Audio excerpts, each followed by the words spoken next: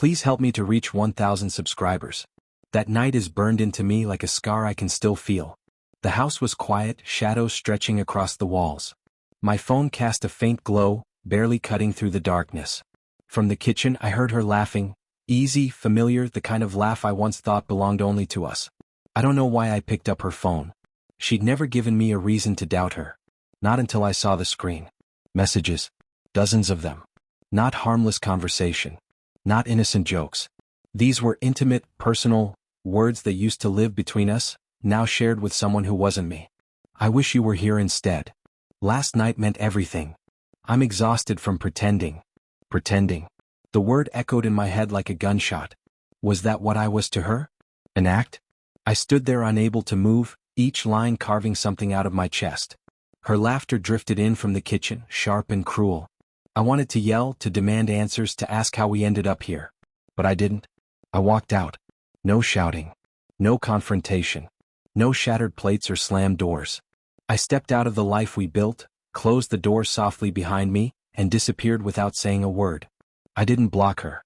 I didn't erase her number. I didn't change where I went or what I did. I just removed myself from her world, while the pain followed me everywhere. The days after were empty shells.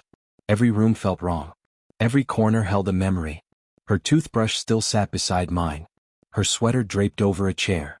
Her perfume clung to my pillow like a reminder that refused to fade. People checked in. I let the phone ring. Family asked how I was doing. I smiled and said I was just tired. Inside I was coming apart. Every vibration of my phone sent my heart racing. But it wasn't her.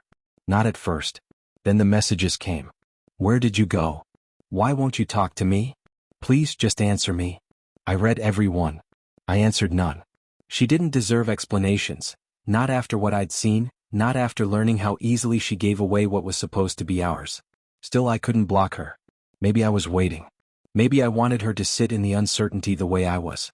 Or maybe I just wasn't ready to let go. Nights were the worst.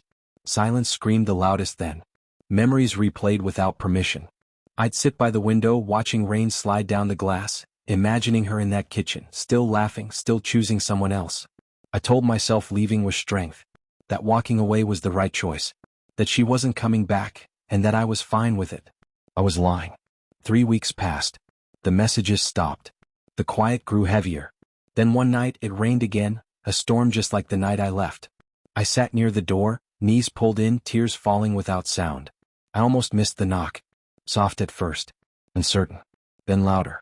When I opened the door, she stood there soaked to the bone. Mascara streaked down her face.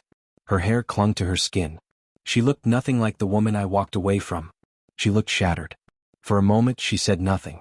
Just stared at me with swollen eyes and shaking hands. Then she whispered, barely audible. I didn't sleep with him. I didn't touch him. I never meant to hurt you. I wanted to close the door. Wanted to throw every message back at her. But I stayed still. She stepped closer, placing her hand gently against my chest. I lied to him, she said. I said things I didn't feel.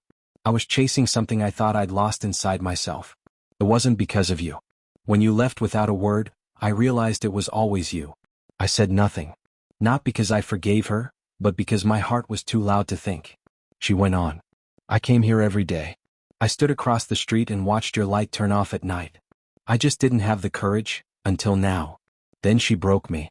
She wrapped her arms around me, holding on like someone afraid of losing themselves all over again. I didn't return the hug. Not at first. But I didn't pull away either. We stood there in the rain, two people drowning in regret, clinging to the same lifeline. I wish I could say everything healed instantly. That forgiveness came easily. That trust magically repaired itself. It didn't. Some nights we talked. Some nights we sat together in silence. She didn't plead or make grand promises. She showed up, again and again, with honesty, patience, and effort. I didn't forget what happened. But slowly I began to understand. Not because the pain vanished, but because sometimes love has to be broken, walked away from, and nearly lost, before it can be truly found again. Please help me to reach 1,000 subscribers.